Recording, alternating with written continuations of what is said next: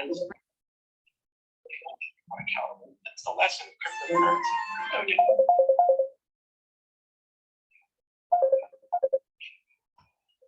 Blocks, no DEX did stop trading. Humans yet again proved that humans are really, really bad at being honest and being credible and moral. That's why blockchains exist. This is why this technology is so incredibly interesting. Because at the end of the day, Cardano is not about just serving its own needs, it's about changing the world. And when we say we want to be the financial operating system for the millions who don't have it, when we say we want to change everything, what we're actually saying is we just want the world to be more honest. We want the world to be more egalitarian. We want people to trust each other again. We want people to trust institutions again. It's not lost on me that a few years ago, if I was sitting at the bar next to a person who worked at the CDC in the United States, the opinion that most people would have is, wow, those are the incredible people. They wear the bunny suits and they go in and like fight Ebola and all that stuff. That's a hard job. Half of my country now looks at that person and says, that's the guy trying to inject my child with cancer juice. See how quickly an institution that can be so loved, admired, and treasured can fall from grace in the presence of the wrong information, mistakes made. No matter how strong the institution may be, no matter how credible it could be, how credentialed it could be, you're one or two bad decisions away, one or two black swan events away from it to come crumbling down. So the point is that can we replace institutions or augment institutions with some blockchain technology so won't be evil, shouldn't be evil, don't be evil, turns into can't be evil, that we can trust them absolutely. That's why we started the Zero Knowledge Lab, among other reasons, because we wanted to have objects that explicitly did that. So that's Voltaire. It's deeply philosophical. It's the hardest thing I've ever done in my life. It's the hardest thing you're ever going to do in your life, and we're going to get it done because it needs to get done, and I'm damn tired of our industry failing, and it's about time we can point to something and say, you know what, we did it the right way. We have to tend to our own gardens first. That was a lesson of Ken Bead. So we have to fix Cardano's governance before we have the right to complain about any other person's governance. It's kind of funny. People always tell you how they're going to run the world, but they can't make their own bed. Well, let's make our own bed, huh? Let's fix some things. That's simple. And that's what we're going to do with Voltaire. We're going to teach this entire industry that we can be good people and can bring some original, interesting things to the table. Now, if you're an academic, this is an all-you-can-eat buffet of papers, a whole bunch of new shit to publish. Private voting systems, the intersection of formal methods and algorithmic law. You get to co-author papers with all these poli-sci people, and they get to feel real smart because they're publishing with computer scientists. Holy shit. It's going to be fun, right? That's why we shored up Stanford, these other things. We got John Mitchell, we got all these people floating around. Andy Hall. It's going to be fun. You know, we got some great people here in Edinburgh. And so that's Voltaire. And now let's talk about Basho. I'm going to assume somehow, some way, we're going to get Voltaire right because I'm crazy. Basho, ironically, is easier because that's just pure computer science. Who here likes better, faster, cheaper? Yay! Okay, you're functioning people and you're paying attention.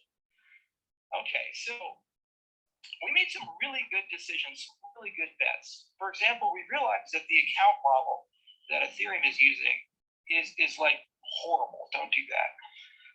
Create a thing called extended UTXO. Now, we didn't come up with it. You know, UTXO was actually Satoshi's invention, and I'm sure there's some damn computer scientist out who said, well, actually, I invented that. Well, you know, good for you. Bitcoin came up with the distribution of it. And what we did is we added the E, because E is amazing extended, right? And we attached this beautiful programming language to it. And then we have all these DSLs that we can set up like Marlowe and everything. And the power of extended UTXO is it's kind of like functional versus imperative, you know, functional versus object oriented. This universal debate of what is the perfect programming language. Well, if you live in a distributed system, it's a super, super bad idea to invite non-determinism. It's a super, super bad idea to rely on people having to just run the code and hope to God that it works the way that they intended. You need the ability locally to have some determinism and predictability about the stuff that you do. learned this lesson again and again. It's why Ericsson created Erlang. It's why everybody who builds a massive concurrent system gets functional curious, like Google and Amazon and all these other people. They go down that road out of pain and hardship. They try really hard to make it work in the C world and really hard to make it work in the Java world. And grudgingly, angrily, they go and hire a formal methods guy and a functional programming guy. It's like, all right, tell us the truth. What do we need to do? Just the road they've gone down. We've seen it again and again, decade after decade. And it turns out that the EVM world is making this mistake again. They've chosen the exact same road to hell that all the other people have chosen, and they put it on steroids because they make everybody have to live that road to hell. They have to have a shared state amongst it. It's not a good idea. So if you're going to wander around and look for great ideas, as Bashko did, not get yourself killed, which was really hard to do during Edo, really easy to do these things, hard to survive. You should have a model. Hey guys, good morning, good evening, wherever you're from. Can you guys hear me? Yes. Right. Great.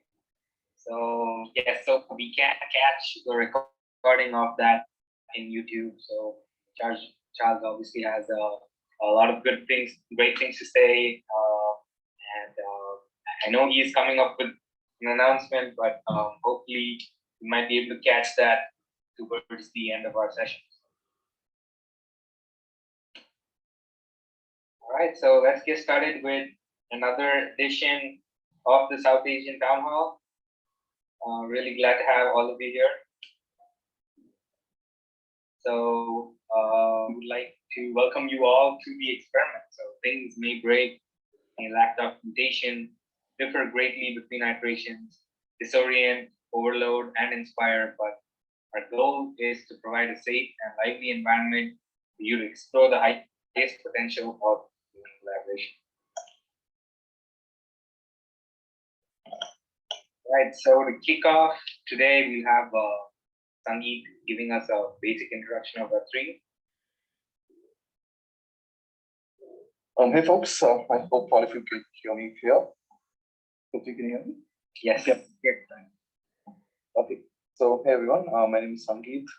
I believe I would have met most of you in the last session, but if not, hello, greetings. Welcome. So basically how we do this is we kind of host the South Asian Town Hall here at Konma every first and third Friday.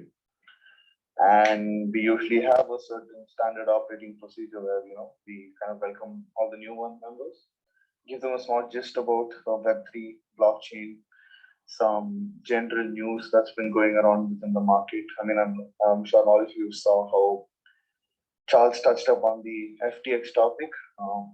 Coincidentally, that will also be one of the news snippets that I'll be talking about earlier. So yeah, welcome, and I guess we can start. So yeah, introduction to Web3 and the whole paradigm shift of that.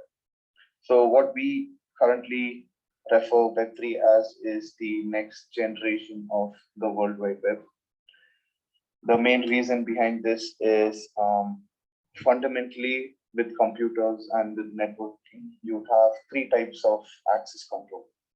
One is for you to read data, the other is for you to write data based on the data that you've read, and the other is to execute. So Web 1 that we had ever since the genesis of the World Wide Web up until the dot-com boom 2002-2005, we only used the internet or in a way where we were only reading information of different people. You would go ask something, the server would give you a Google page in return, and now you can read it. That's about it. Once the whole infrastructure level became really big, we started going more into core components of distributed computing and utilizing resources in a very well-mannered way. We were able to innovate and bring out a lot more features where this particular data that is being transmitted over the internet also gave you the option to write information. So let's say you go into Google and you want to log into your Gmail, you need to give it some sort of an information for it to verify or work the way it is supposed to. And this is where we have the write access that we got, which is wholeheartedly what we consider Web2 up until this point. Now, with the help of blockchains, or more importantly, with the help of smart contracts on blockchains, we have the option of executing files as well. Now, something to touch up over here is you can execute files on Web2, but it's just that it's super controlled. You would need admin access, you would need so much more credentials to take that process forward. But within the Web3 ecosystem, there isn't any restrictions as such. Anyone has the right and freedom to go interact with any smart contract, interact or work with any kind of decentralized application and so on. So this is definitely a paradigm shift because the whole conversion to Web3 has changed a few processes and just general way of how humans have been interacting with the internet. Essentially, when you log into Facebook or Google, you have to prove to Facebook who you are in order for you to get your data. That definitely worked all this while, but a lot of questions, a lot of eyebrows were raised on as to why you have to prove yourself for your data. And in fact, it has to be the other way around. Now, with the help of blockchains, we have achieved that. So at this point, when you interact with an application, the application is requesting some sort of information from you, and only you will be able to give that information. And how that is done is with the help of asymmetric encryption, and I believe that we'll be going down a bit more in depth on that probably at a later time. Next slide, please. So yes, now the relevance or the changes that this paradigm shift has basically brought in is we don't treat data the same way as we used to because the whole ownership or the holding of this data is still with the users. There isn't much on the security side, but there is still security concerns. There are still man-in-the-middle attacks, there are still phishing attacks, and all sorts of various exploits and attackers within the industry. We've now started including a lot of other technologies with blockchain because at the genesis of blockchain, all we did was send cryptocurrency from one wallet to another and have that verified. And then obviously Ethereum, the second generation of blockchain, got the concept of smart contracts, where you basically code a program and have that program existing on a decentralized and distributed network. Once we succeeded with that and made a lot of amazing applications, we started integrating various other elements. We started integrating artificial intelligence, neural nets, AR, VR, XR, and just general computing, because we even use a very normal MongoDB database to basically choose the metadata that has to be shown on your NFT. That is as something we call a dynamic NFT in nature. So we are trying a lot of different things, and the entire consumer base or the customer base that we are essentially trying to target are very much below 40, 45. And it's pretty hard for people to fathom the change where any work that you do would essentially become open source. There is no proprietorship to that, and the whole monetary factor of things is holding a lot of earlier generations in taking the next step. But as the current generation, we have seen the problems, and we have ample evidence that blockchain can solve some of these problems. They might not solve everything, and they might not solve the problem completely, but it is most definitely going to put humanity in a much better place than we are today. The next slide.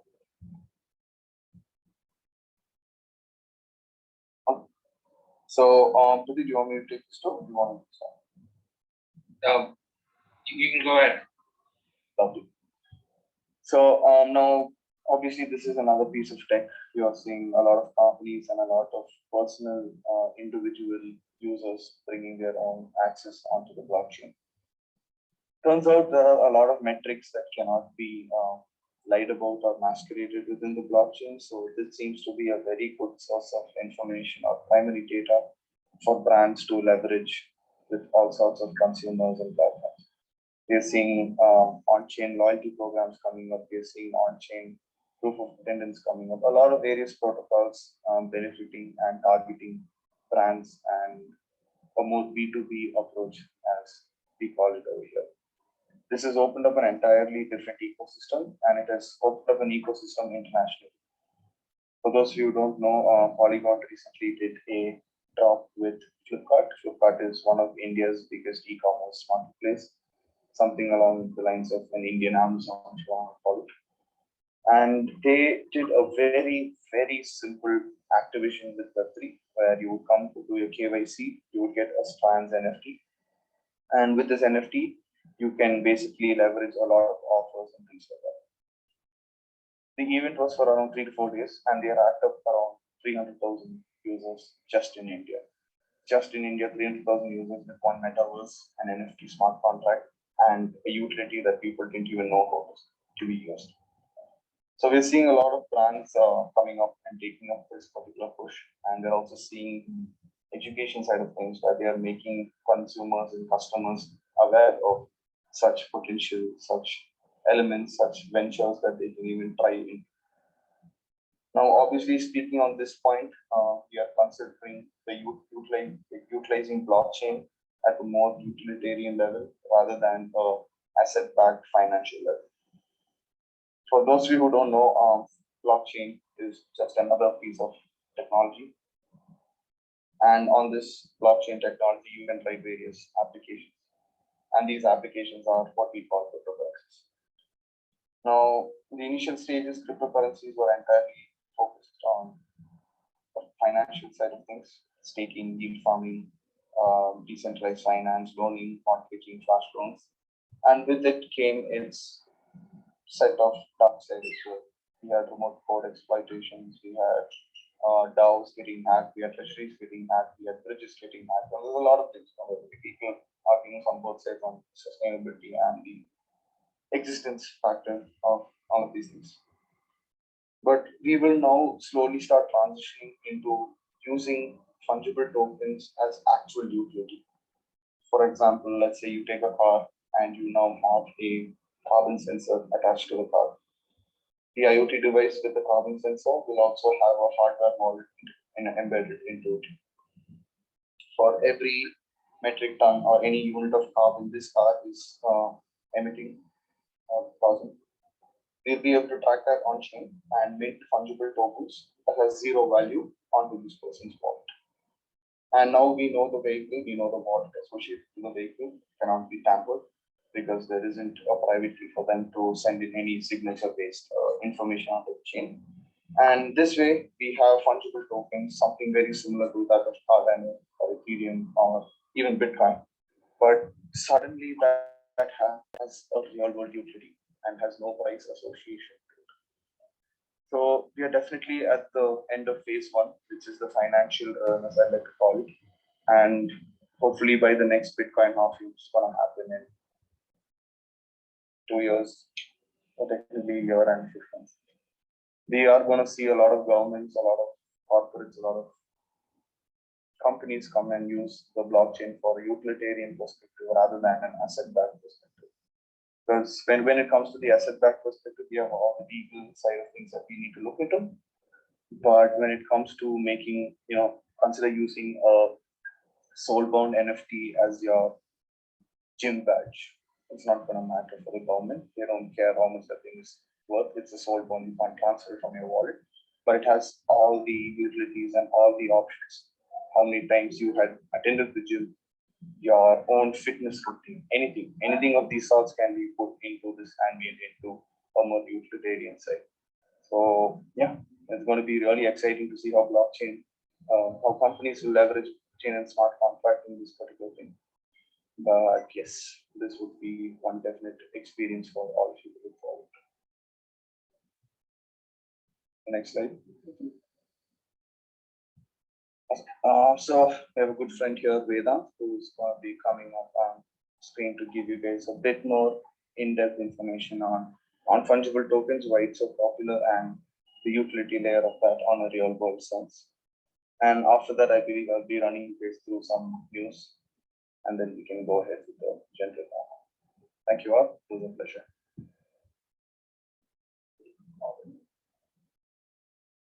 Yeah, thank you. So is my voice audible? Yes. And go ahead. Yeah. Okay. So hi there, everyone. Myself, Vedant. I will be getting over it. Why? What is NFT and why is it so popular? So basically, NFTs are non-fungible tokens, and the main reason for popularity is they are non-transferable. Just like we are having real-world assets. For a basic example, I can say just like we transfer some money from a person to person. So they are transferable assets that we transfer in our day-to-day life. But NFTs, they cannot be transferred. The ownership cannot be transferred. Just like in this slide, you can see there are various CryptoPunks shown on the corner side. So the owner of the particular NFT, the ownership cannot be transferred. Like if I create an NFT, so I will be earning the royalties from it and I will be selling it to anyone in this space, Web3 space, and he or she can own it. Also, the main reason for its popularity is various NFT projects providing utilities in this NFT project, just like Code If Yacht Club projects. Can you please move to the next slide? Yeah. So here's the basic definition about what's the NFT and what all things are NFT considered. Just like NFT starts ranging from photos, videos, digital paintings, music. So these are just the limited ones. We can also convert NFTs in many things. So I will be just taking a basic example of Bored Ape Yacht Club.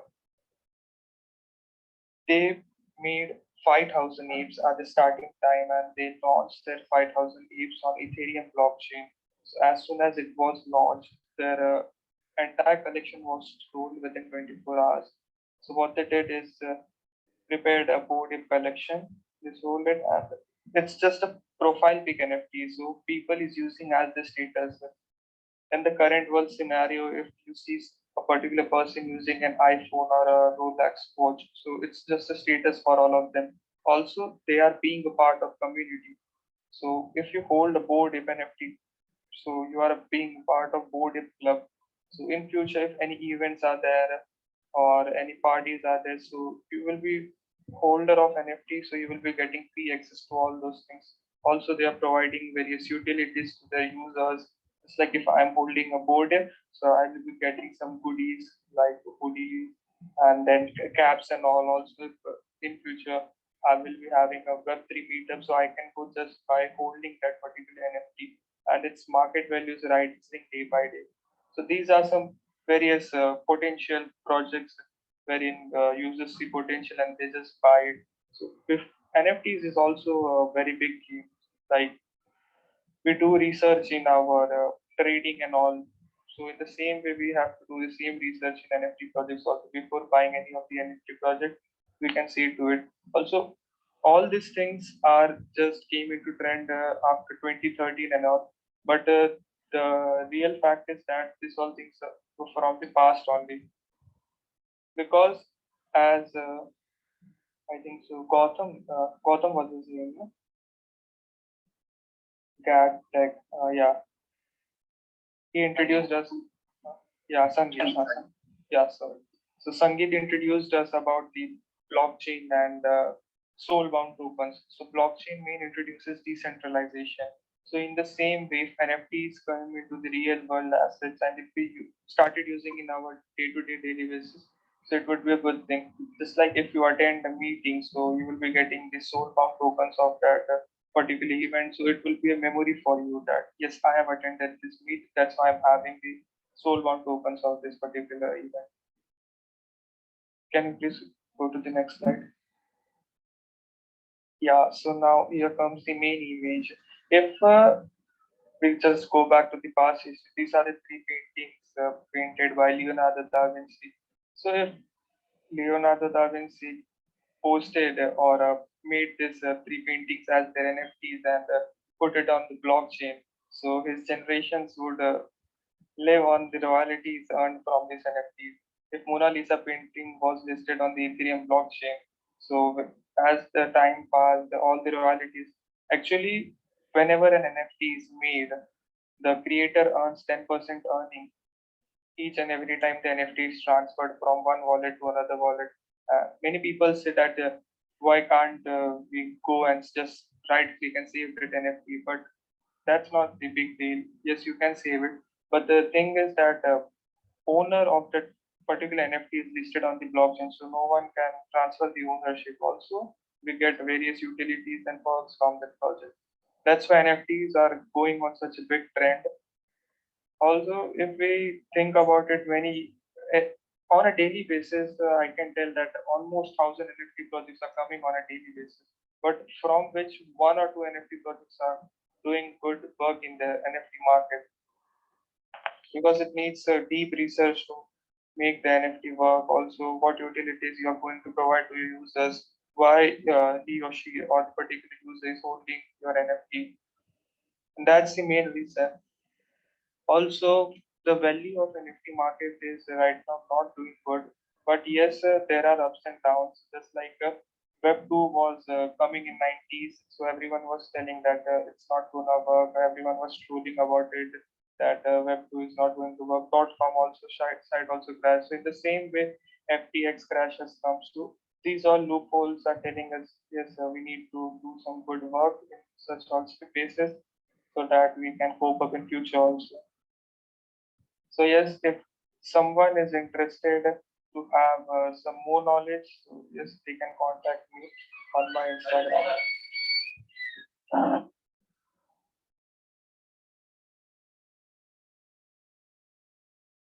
Yes, thanks a lot. You may proceed. Okay, thank you so much, Vedant. Thank you, Sandeep. I think you guys gave us a deep and clear understanding of the use cases of Web3, blockchain technology, and NFTs. So, moving on to news in the world of Web3. As you know, Sandeep is our expert. So, Yeah, go ahead. that's me. So yeah, it has definitely been a very interesting week for anyone in the crypto space. A lot of news, a lot of FUD, a lot of trusts broken, I guess, and they're all taking it together and they're taking it in the best possible way. But this is essentially the best news that I could find in the world of Web3, and or with this particular sprint as we go every 2 weeks, technically. So starting off, I'm sure everyone here knows USDC. It's a asset-backed stable coin by the company Circle from the United States, and they are by far, up until now, touch wood, they haven't had any negative issue apart from Binance removing the USDC liquidity pool on their thing and dropping USDC's price by 0.9%. They have pivoted and diverted their business model to a lot of other things and targeting the Web2 ecosystem as well. And obviously, which better person to go with than Apple? And people use Apple Pay for a lot of things: internal payments, external payments, consumptions, goods, services, and so on. So this is a very good move to the future. This is basically the Web3's way of saying to the Web2 world that, hey, you are in safe hands. You can do what you have been doing in the Web2 ecosystem, much more free in the Web3 ecosystem. So with all the fire and all the rage going around Web3, I see this as a very good news. And it's only about time till, you start running Facebook ads, Google ads, and things like that using USDC. So this is something that definitely came into my grasp. Up next, we have the FTX fiasco that I'm sure everyone has been going on. So one of the main things that I feel about FTX, the whole idea of humanity going to this is people need to understand that Satoshi Nakamoto gave us Bitcoin so that this does not happen. Like specifically, this does not happen again in the future.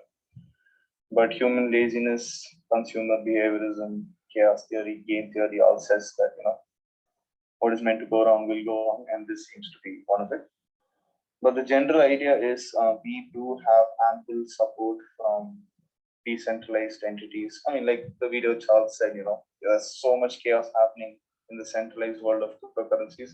The decentralized version is just happily going on the day, just like any other Tuesday it is for them. trades have been going down. Hash power of Bitcoin has not dropped a bit. You're still seeing more unique wallets being created in Solana and Polygon and Ethereum. So there is nothing wrong with blockchain. I believe the problem is the people in blockchain. And this is a curation process of cleaning of all of these things. But in a very simple gist, FTX is a centralized exchange. A centralized exchange basically holds a lot of liquidity in various cryptocurrencies so that other people can come and trade cryptocurrency for a cryptocurrency of their choice. Now, usually when you want to trade, you would have to send some sort of crypto into the exchange. And this is where a lot of users send a lot of their money into the FTX exchange.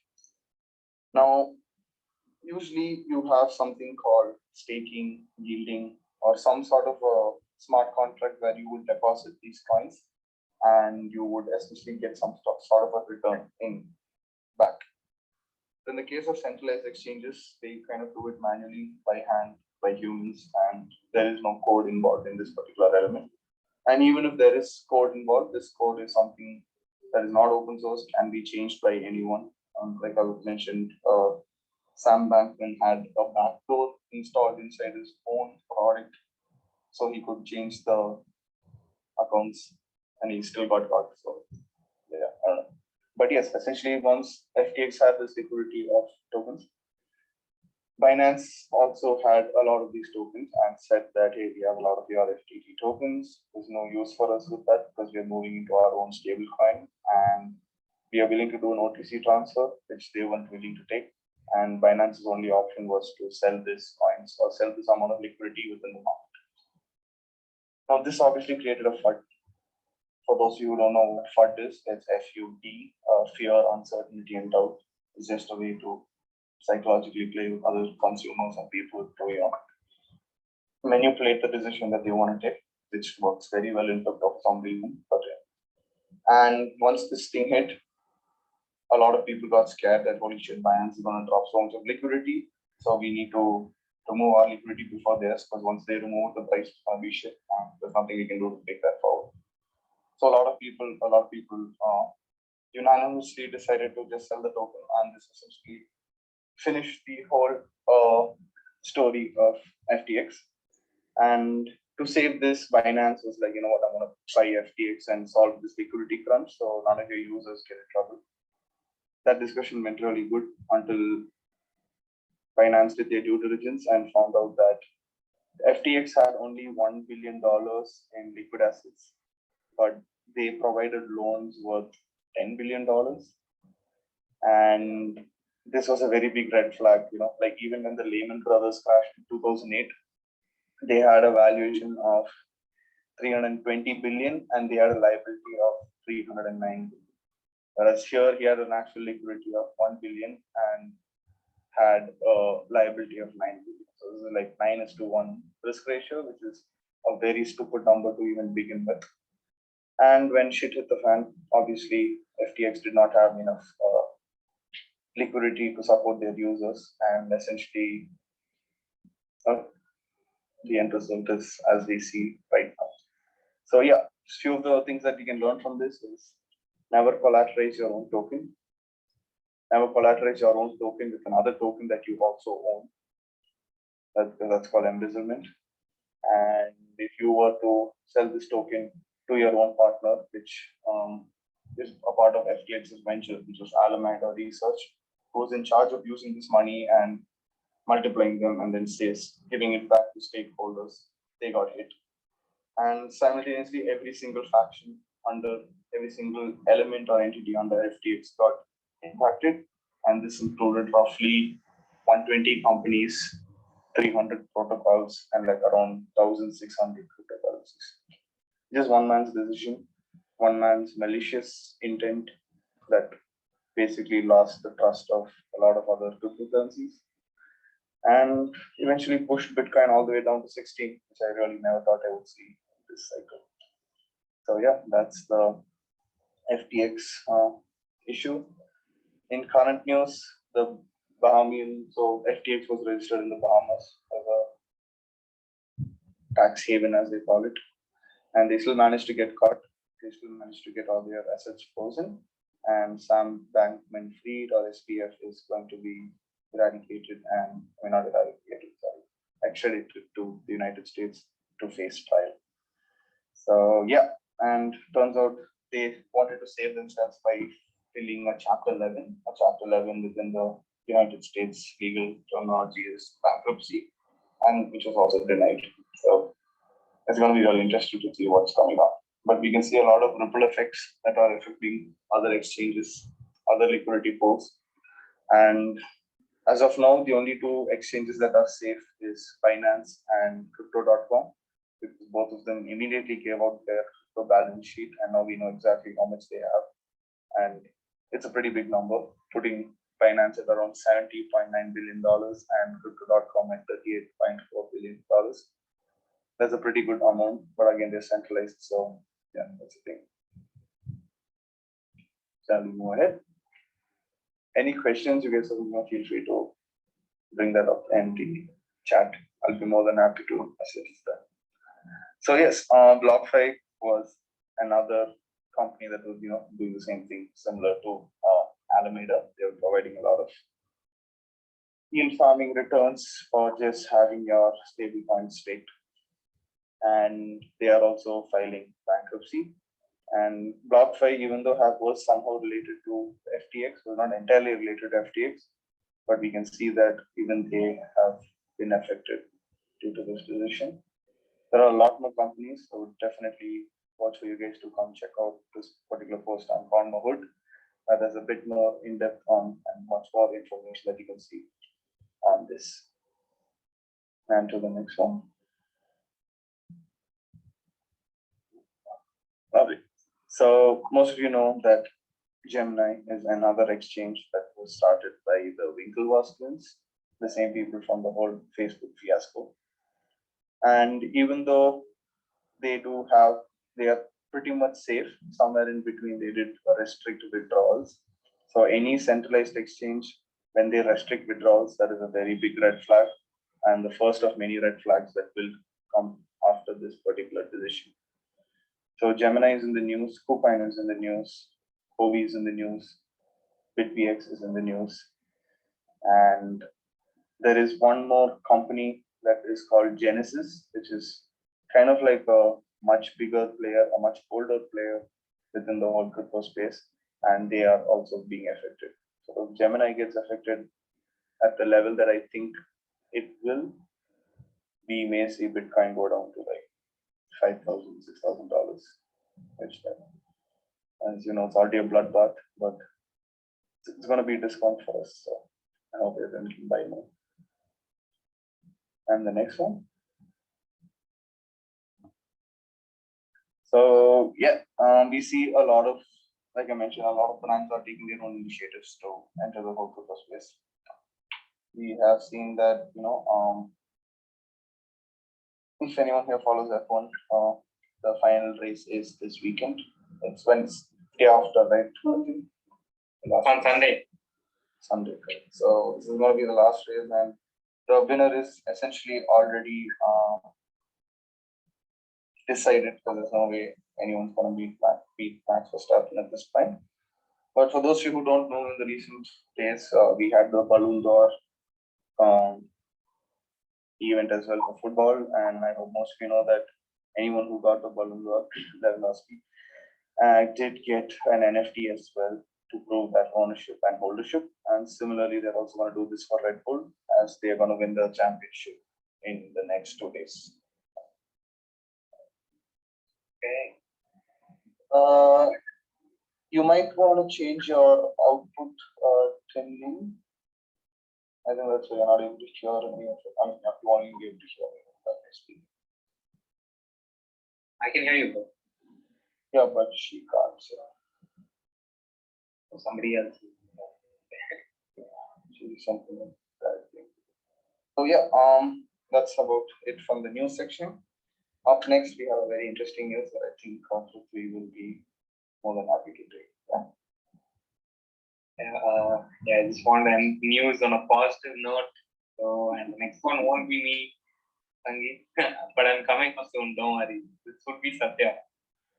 I guess I'm just gonna leave the stage for Satya. Thank you, folks. It was a pleasure. Thank you, Sandeep. Thank you. Hello. Good morning, good evening, good day, wherever you are. So happy to see you again, guys. I'm proudly announcing the next batch of Web3 Fellowship is officially started. So you can start like applying by clicking on the screen, like and maybe I'll post the link again here, the chat section. So Web3 Fellowship is a program that we have created, we have been doing it for a pretty long time for now, and the program is like much more refined than what it was all these days. So what it was like a duration of 3 months is now come down to 1 month, and this is the pretty good time to take advantage of this. So anybody who is anybody who has a feeling of a left out feeling in the Web3 industry, this is the right place for you to come, because we efficiently cover the fundamentals, the use cases, and the impact of blockchain. So this will give you a different perspective on how to see the Web3 industry. So please make use of it. And if you're already in the industry also, please don't feel like this is not for you. This is also for you, because you might come up with, you might occur to some new prospective program, and this will be an opportunity for us to get a good feedback from you guys on the next improvement what we can do for program. So this is going to be always free. This is for the community, by the community. So please make use of it. Thank you so much, guys. Thank you so much, Satya. Sure. And Sangeet, thank you so much for clearing up the FTX in such a detailed manner, because it was, as you said, like this is another Tuesday for us, but people outside the circle think in a different way, and I think we have a responsibility of speaking out and differentiating what is what. So thank you so much for doing that, Sangeet. It's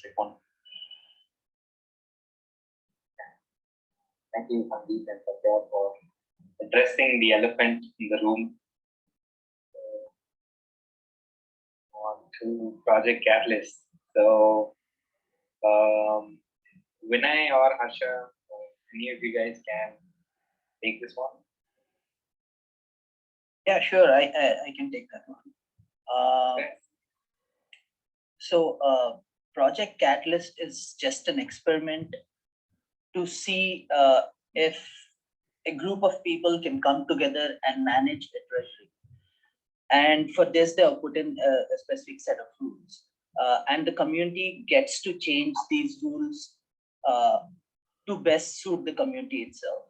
That sounds confusing, but let me break it down with examples. So whoever uses the Cardano blockchain pays a gas fee.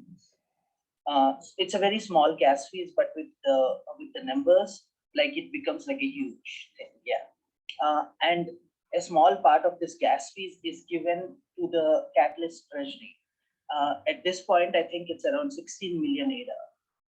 So now the community, whoever wants to participate in making decisions. So anyone can put proposals into Project Catalyst, and the community gets to vote on these proposals and help these people build whatever they're building on the Cardano blockchain.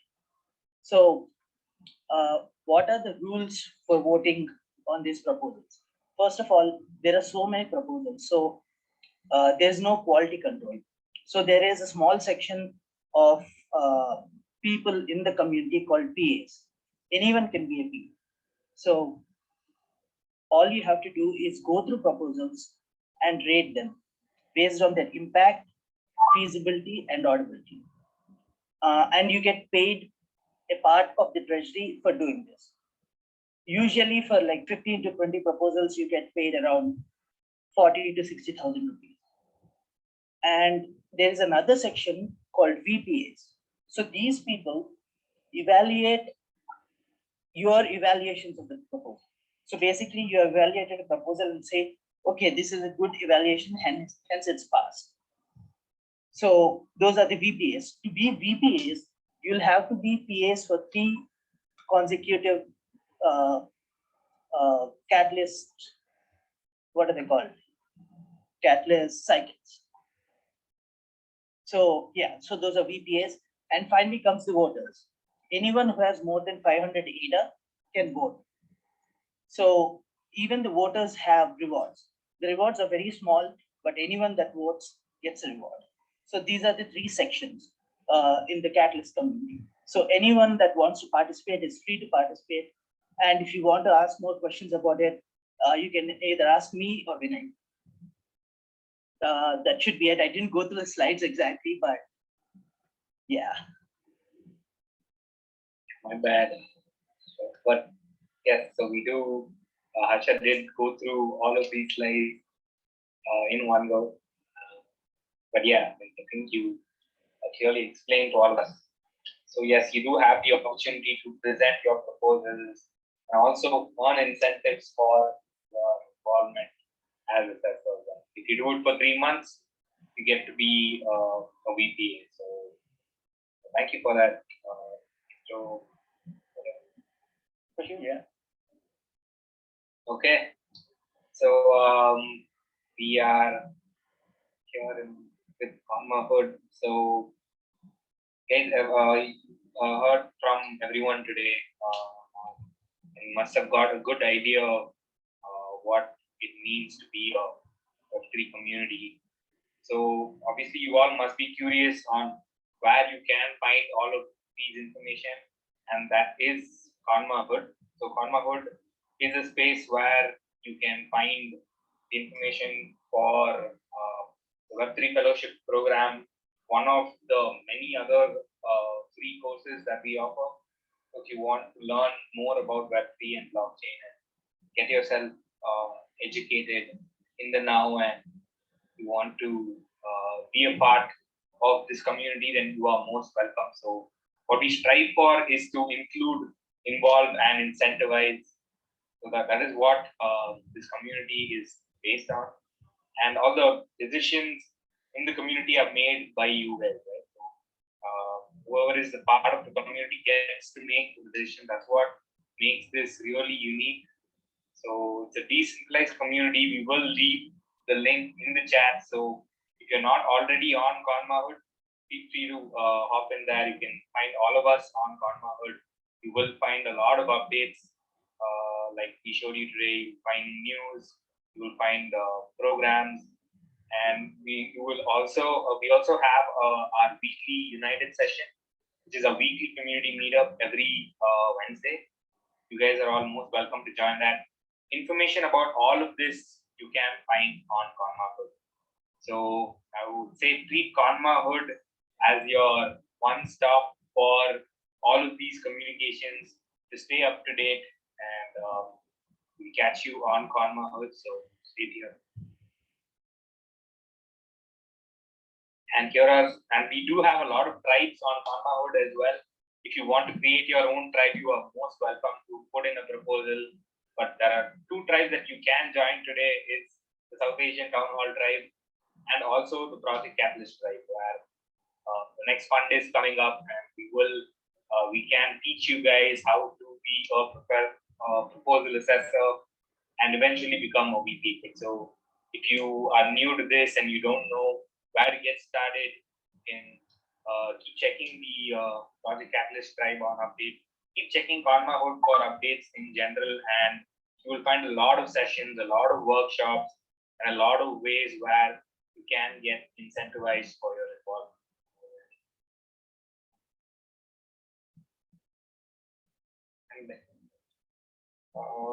That's it. Thank you so much for being a great audience, guys. A good session today. I think we all learned a lot, especially from the experts, Sangeet, Vedant, and Harsha. So, Thanks a lot. right. So, Paresh, you can take it over from here. Right? Sure. So we have Abhishek with us, who will be performing today the new tracks which he has basically written on his own. So So Abhishek, you can just go.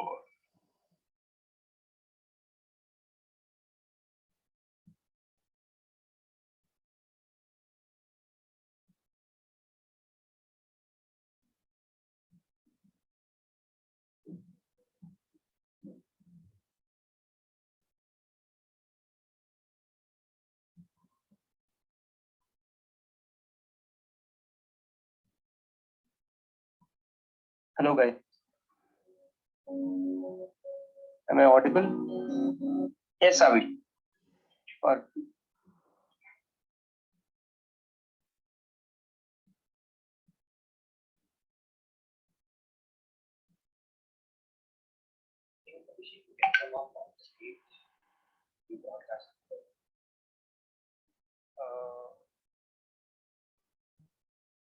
good evening, everybody. And where do I come up on stage?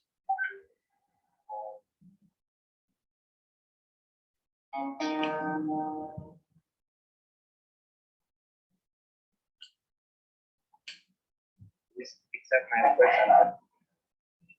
Done.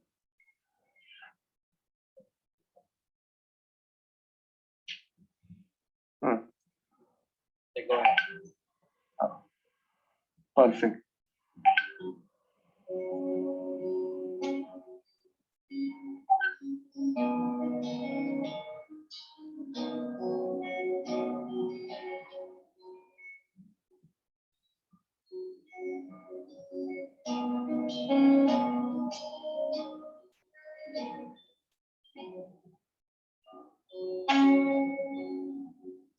So the song I'm performing is called Only You. This is an original composition that I'm going to be releasing very soon. And I do hope that you like the lyrics and everything.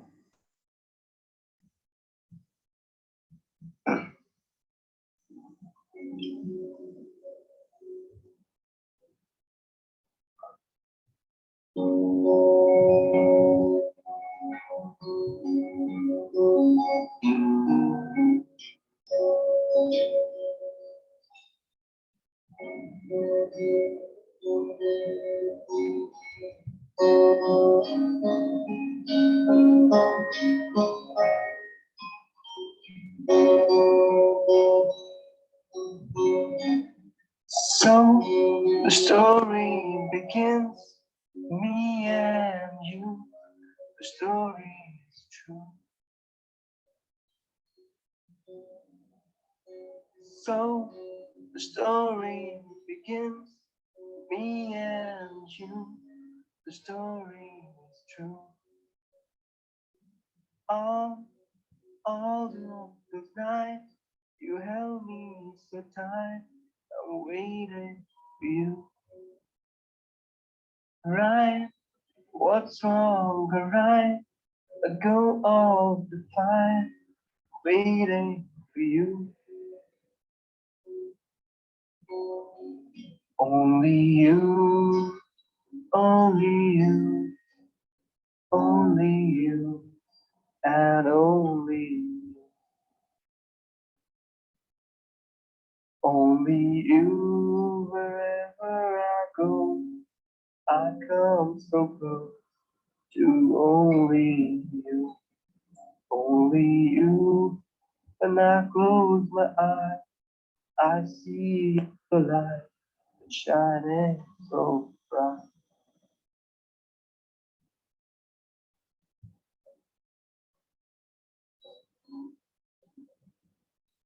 I, I must be a fool, got all the rules, and let go of you.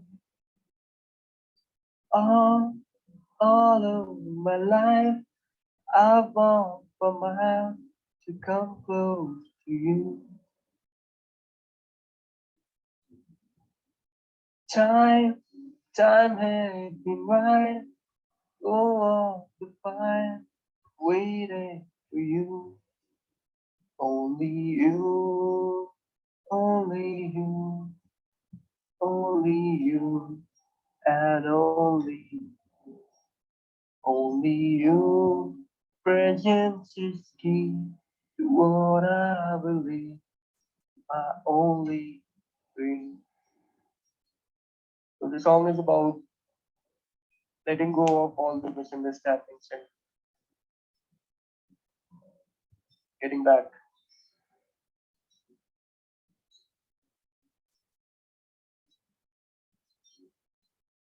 हाँ खोया हूँ मैं तेरे लिए सच है यही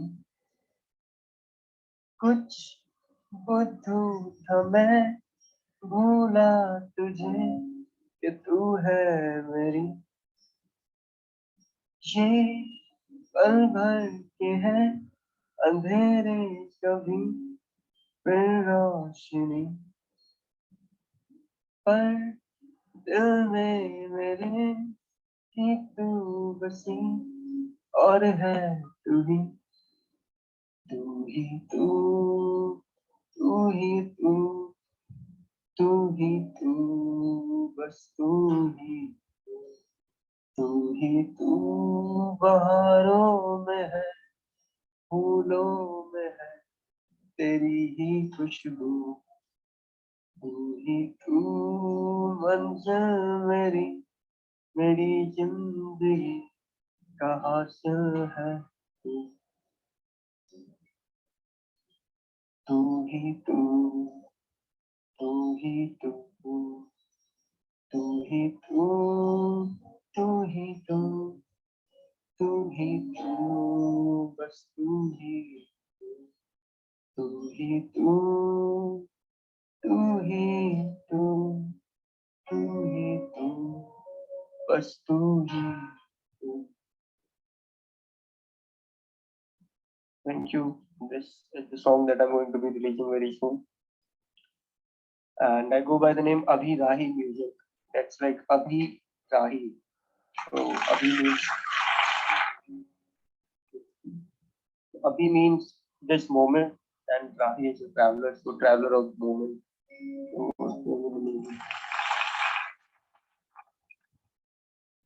the good applause sounds nice.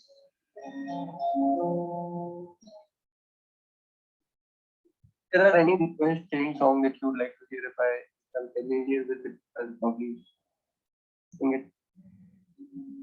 Abhishek, we can go for Mirage also. Yes, I'm going to do that. Sure.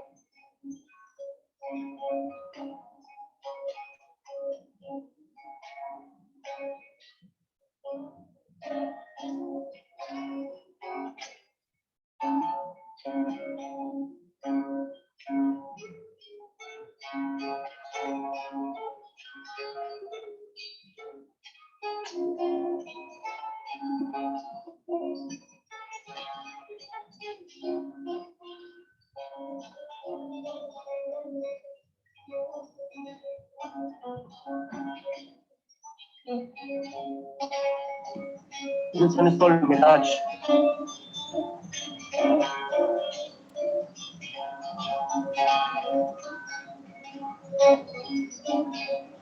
And this is about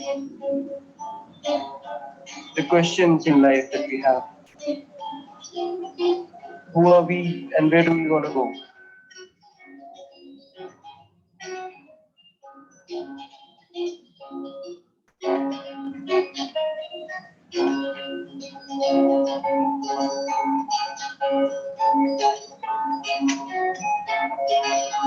We're living in this infinite illusion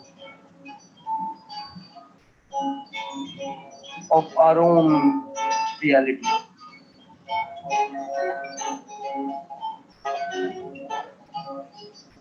Living in the boundaries that the society has created for us. Living in the boundaries that we have created for ourselves.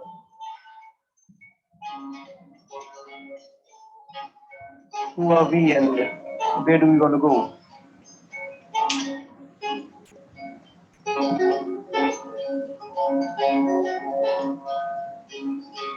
Can be connected to our own deep self. So breathe in. Close your eyes and breathe in. Breathe in and let the inner voice speak to you.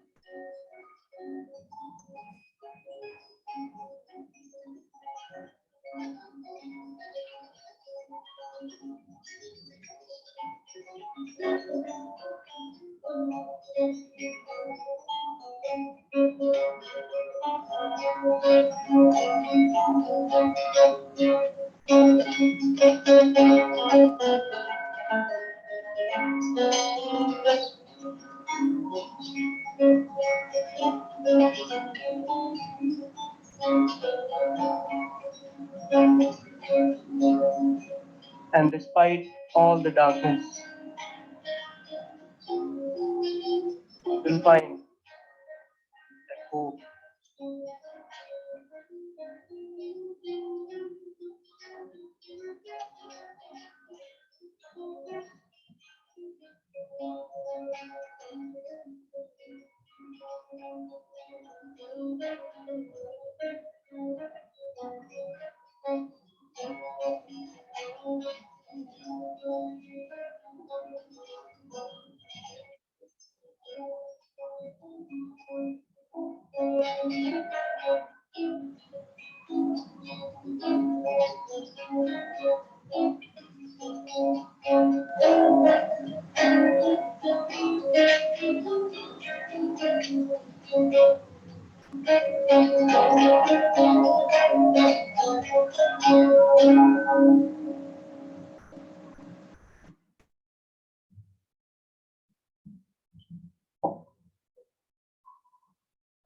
Thank you.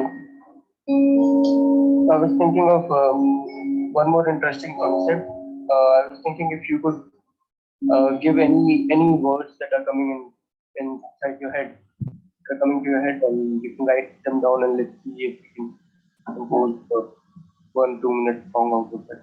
Any word that comes into your mind. Because I spend my life composing music. If there is any word that comes to your mind, just type it down and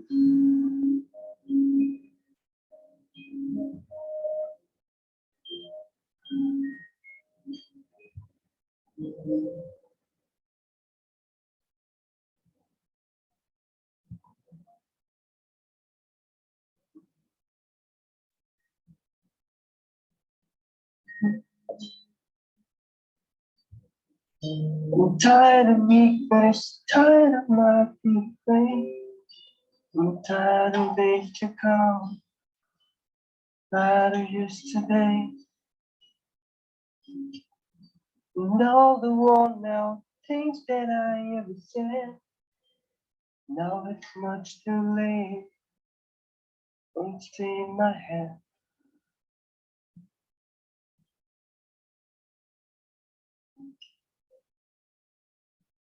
This was Pariah. I'm tired of Facebook, tired of my feeling hell. I'm tired of everyone, and that includes myself.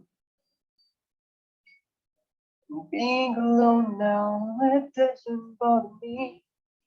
Oh, now it's much too late. Let's see in hell you see.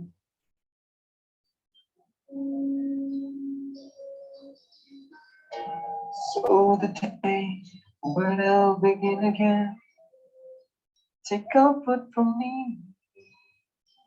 It's up to you now. You're still here, you'll begin again. That's comfort to you. It's up to you now. So Pariah will begin again.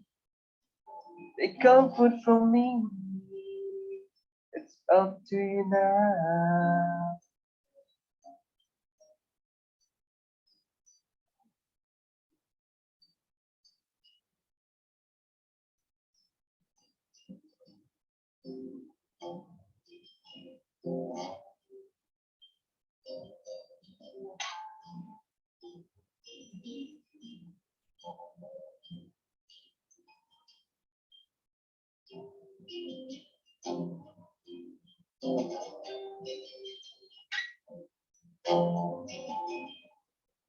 Bury all your secrets in my skin.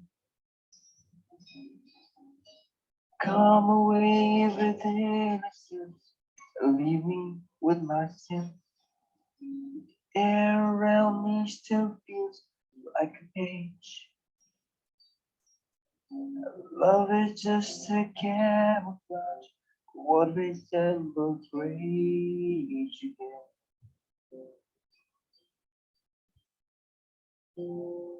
If you love me, let me go and run away before I know. My heart is just too dark to care. Can't destroy what isn't there. Live with me into my fate. If I'm alone, I cannot hate. I don't deserve to have you.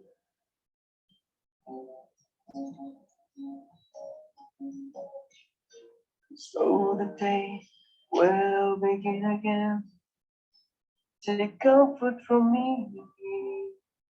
It's up to you now. You're still here. You'll begin again.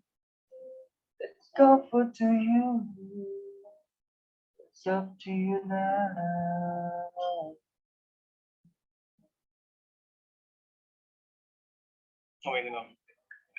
Thank you.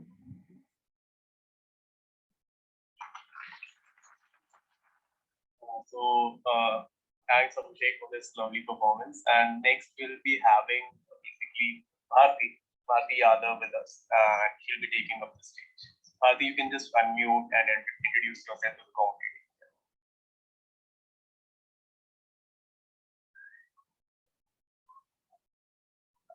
Am I audible? Yes, perfectly. So, hello guys, I'm Bharti Yadav from Varanasi. But nowadays I'm staying in a Mumbai, Maharashtra for struggling, in music industry. So today I'll sing two songs from back to back. I hope you all enjoy it. Thank you.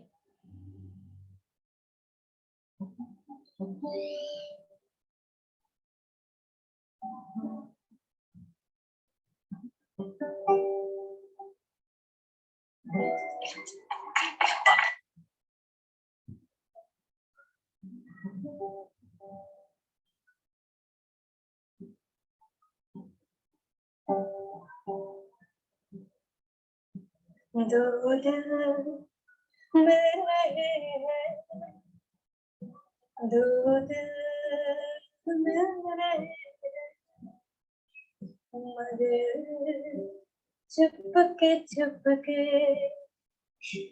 दो दिल मिल रहे हैं,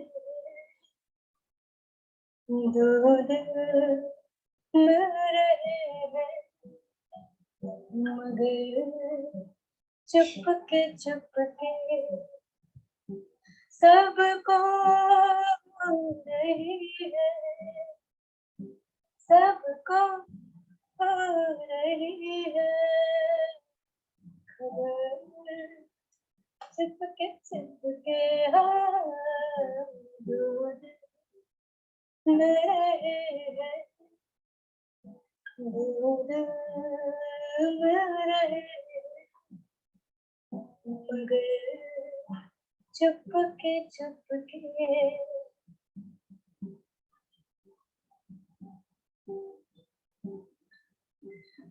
सांसों में बड़ी बेकरारी, आंखों में कहीं रत जगे, कभी कहीं लग जाए दिल तो कहीं फिर दिल न लगे,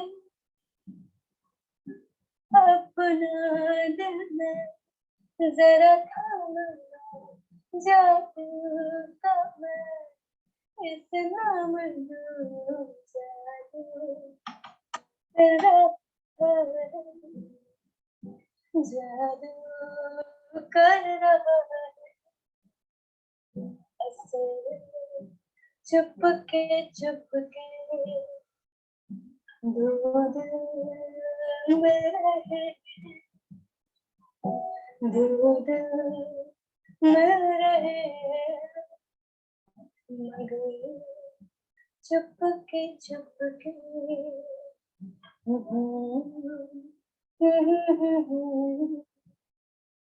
ला ला ला ला ला ला।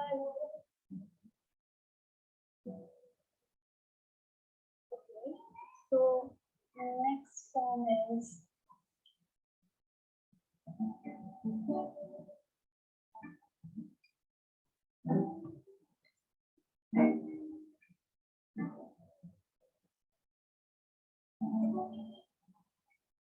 हर किसी को नहीं मिलता यहाँ प्यार, खुश नसीब है हम जिनको है मिले बहार, जिंदगी में हर किसी को नहीं मिलता यहाँ प्यार, जिंदगी खुश नसीब है जिनको है ये बहार, जिंदगी में किसी को नहीं मिलता जिंदगी।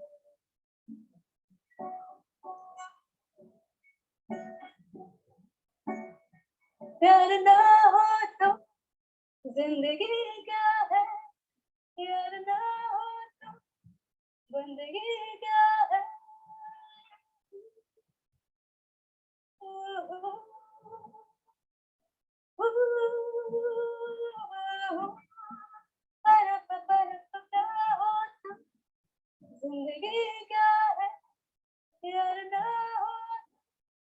जिंदगी क्या है, दिल से खुशी है, तेरे गम से आशिकी है जाने।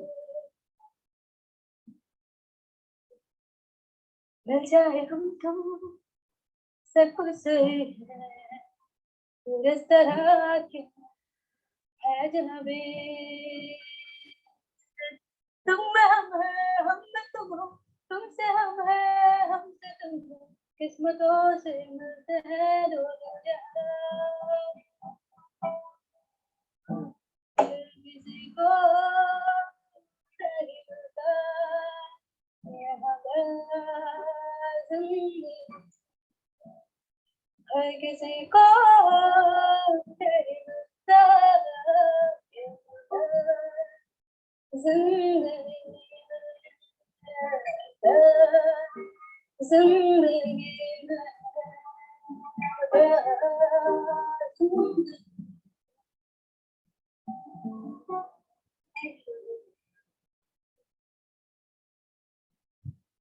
Amazing voice. Great one, Bharti. And can we basically get some output from your side also? How did you like this session? What do you think about Web3 and what's happening here? Actually, I'm a new and I don't know about the military, but still, after seeing this presentation meeting, little bit I understand what the Web3 and NFT and Sure. So, Bharti, you can just check out our Konmaverse link and register as a community member there. And we'll be having a lot of prize for artists also coming for future. So, we'll be collaborating with all of the artists and trying to monetize their gigs also on the platform. So, we are basically seeking out for a lot of talent here. So, you can just be accommodated to a Konmaverse and keep on updating yourself about what's happening in the community here. okay, thank you. Thanks a lot. So, guys, I've put the Instagram of Bharti in the chat. So, you can just follow and support the independent artist of here. And I'll just share the screen and let you know that there is a breakout room which has to be presented. So, Melanie has started this breakout room called Impact at the Summit 2022. So, Melanie, can you just give us a brief what this breakout room will be all about and who can join with us? Well, it's open to anybody for sure. And I just checked in with Vinay to see if there's any kind of impact presentations at any of the Cardano summits.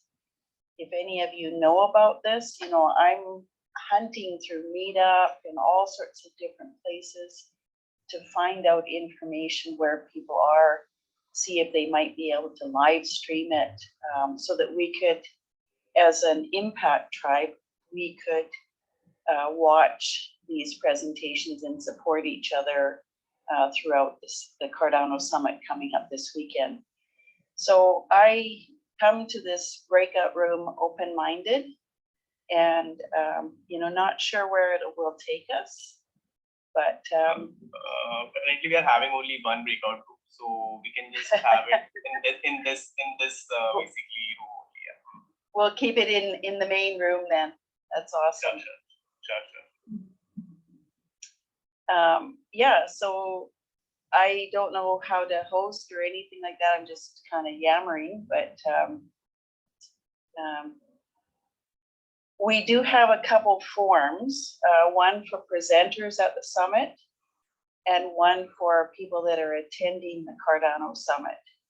And, you know, my big goal is to help the wider community understand that we have this deep, passionate, caring community coming from the ground up that cares about the environment, cares about social issues. And, you know, how do we get connected, especially at a big event like the Cardano Summit? Yeah, how do we do it? How do we connect? So Melanie, in fact, this was like the discussion that me and Harsha had recently on how our voices need to be like put out. Basically, we need to know how to express one and to like let people express. So how do we create a platform for like people to like make them express what they feel or what is the kind of impact that they are trying to create?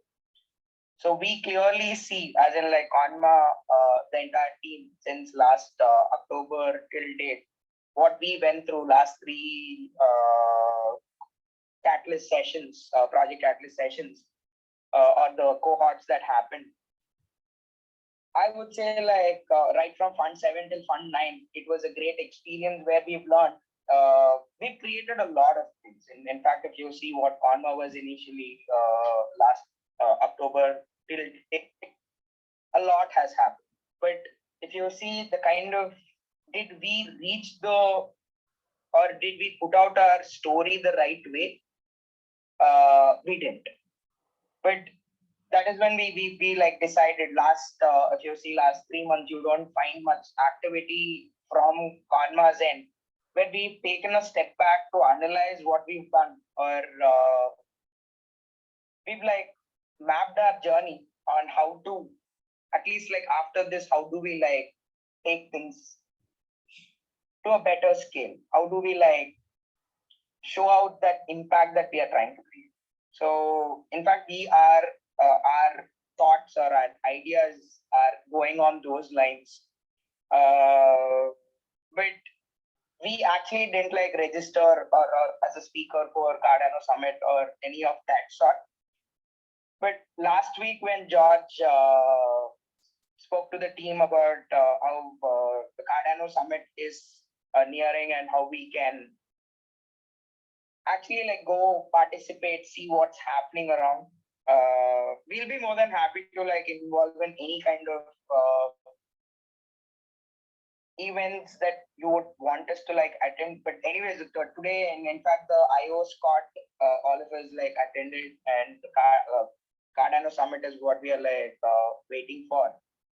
So I feel like there's too much for us to like follow, but probably if you can like give us a direction in which how we will be able to like get to know the best impact proposals or best impact teams in Cardano in next few days. Next 3 days is like very crucial for us to like understand how the whole ecosystem works. Okay, so what I have done, my 61-year-old self, when you say that someone mentioned that the 45 and under is the crowd that you're going for, don't discount us older people, because a lot of us are still very, very passionate about what's going on, and we've been around. You know, you're talking about the web 1, web 2, web 3. We were here before this happened, and you know, I was a telephone operator with a cord board, you know, still picking up the phone, the physical phone, and connecting people. So I've been around, and there's a lot of wisdom, a lot of concern. I don't think that our older generation is to blame for everything that's gone on. Some of it is our responsibility, and some of it's our responsibility to correct what went wrong. In some ways, we've been pawns in this game. You know, when you talk about the FTX fiasco, it reminds me of the Depression. I wasn't there, I'm not that old, but when there was runs on banks, and it's the same idea, you know, that when there's a central entity in control of funds, we're hooped. We are powerless. So anyways, I'm kind of going off track on this summit, but I do have an Instagram, not an Instagram, sorry, a link tree that's starting to connect the impact projects around Cardano. And we're going to be handing it out, so to speak, at the various summits, and it's available for anybody to use. I am stuck a little bit on the chat. I don't know how I can actually send a chat to everybody unless I have to go through the stage. Is that how that works? Yes, Can we can just see on the right side of the calendar, which is there on the top, on the left bottom corner, right bottom corner. So you will be able to see 11 people online, and up on the left of it, you will be seeing some clouds. So those message clouds are there to chat. Okay, all no, right. So I posted it. Melanie yeah, is I sent it to Vinay. So this is the link tree. And I just learned how to use Linktree.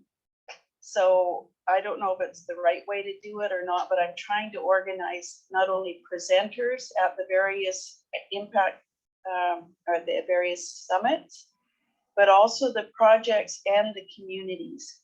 You'll see that Cardano for Climate is there, WADA, Gimbal Labs, Konma should be on that list as well.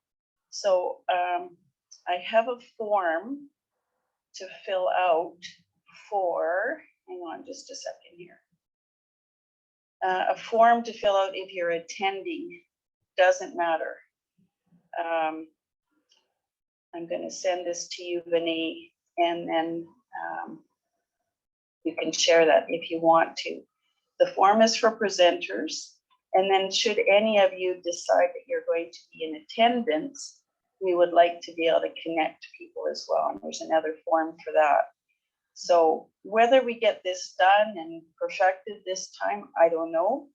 We're going to keep working on it and keep getting better every time. So if you want to share these out, maybe there's some way that we can connect. Yeah.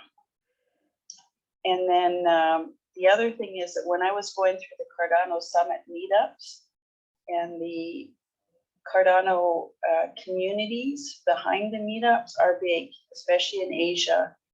And I really have no way of connecting with the Far East.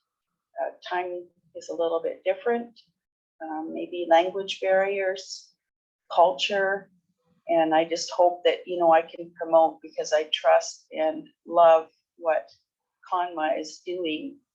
I'd love to be able to promote your, whatever you rearrange yourself into being. I know I trust you guys, so.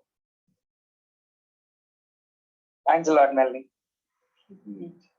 Thanks for that.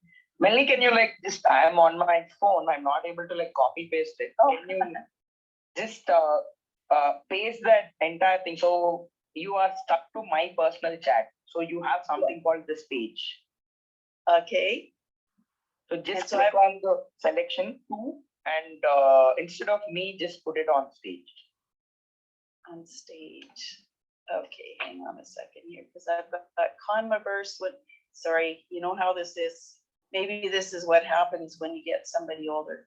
So I'm on stage, so I click on stage. So and you need to like address the message to stage.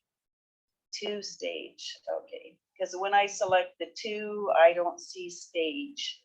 I just see Abhishek, Adita. Okay. Oh, I think there'll be Okay, so I'm gonna send it to Harish, okay? Yeah, even that is fine. And then I'm going to let you deal with all that stuff. Yeah. got it. And then the one for presentations, this is, and you've got the link tree, is that correct? Yeah. Okay, so that one we'll keep using. And once we have that set up, we can share that everywhere. And then you're gonna know about algae token in Australia. You're gonna know about Littercoin in Malawi, UK, across the world. You're gonna find out about Earth Trust product, the Bambara nut milk that's coming out of Ghana, totally traceable, smart contract to pay the farmers for their work, and a really great company that's promoting it. So I think a lot of times we just don't know what's going on because we can be disconnected, right? Yes, yes. So, yeah, I don't know what else to say. I know the last time when we were working on Impact Fest, it was a really neat collaboration because you have such great people in your tribe, in your Konma tribe, and Thank you, thank you. And it's much bigger right now, and there's like lots happening, but we thought we need to like change the entire way of approach to what we do, to how we present ourselves. So all that is like happening on the back end. So we're almost there. So you would see the new Konma very soon. fabulous because you teased me a little bit with some neat stuff coming out. So we're gonna just keep at this. I'm glad for the break. It felt like we were running around in circles from fund to fund. I'm really happy for the time to settle in and also partake in the Cardano Summit. So yeah. Yeah. I think that is something that we are looking forward for. And this entire time, the break that is given us much better clarity on how do we back then a small team to like a massive team. Right now we have like 20 plus full-time contributors. Wow. So now you would see something way better, and how we would like help the rest of the communities on Cardano like grow and scale is what they're. Yeah, well, even watching your presentation and the basics, getting back to basics, and I learned more, from that. And it's like, well, how do we use that presentation at our weekly meetups? Why do Actually, we'll be able to like, if you can like just give us a slot, we'll be able to like host a session on it. Yeah. We'll get that going after the summit. Yeah, once yeah. we start settling in and stuff too. So it's very, very good. So I don't know, does anybody else have any questions? Everyone's pretty new to the Cardano space. In fact, it's more like people in Web3, but probably some people are like very new to Web3. It's more like we are just bringing in new people, introducing them to Web3, giving them, educating them on fundamentals, the use cases, and the impact. So, yeah, in fact, Melanie, go on. No, I'm just gonna say fabulous. So if somebody's interested in the impact tribe growing worldwide, it's the Cardano for the Climate and a few others. We just, George came through us to you guys. We're not here to keep people. We're here to help them find where they might fit in to the bigger ecosystem wherever we can. And there's a lot of really good projects. And now, since we have like a lot of clarity and what we've been doing and collaborating with Little Fish Dove, so post Cardano Summit, I think we'll be able to like bring something great for the community. So it like community helped us grow till date, and now I think it's high time we like give it back. So we are getting ready. Keep it balanced. It's very good. Okay, is there anything else? Any questions or anything else I can help you with? We will see you guys on the Cardano. Perfect. Okay, awesome. Well, the forum is there, and anything you guys hear about, let me know. You can message me privately. If I know you, you're already on my list. If I don't know you, I'll probably cut you off as a spammer. You just message me and say hi. Tell me you're from Konma first, and then I'll Sure, Mel. Yeah. Thanks for the support. Okay, thank you. Thanks a lot. Thanks a lot, Mel.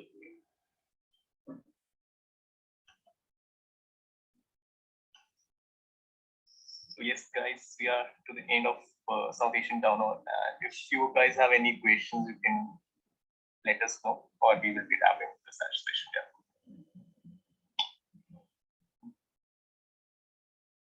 Paresh, can you like just copy and paste that on Slack, as in Melanie's messages on Slack? Yes, yes. Put it on Konma. Yeah.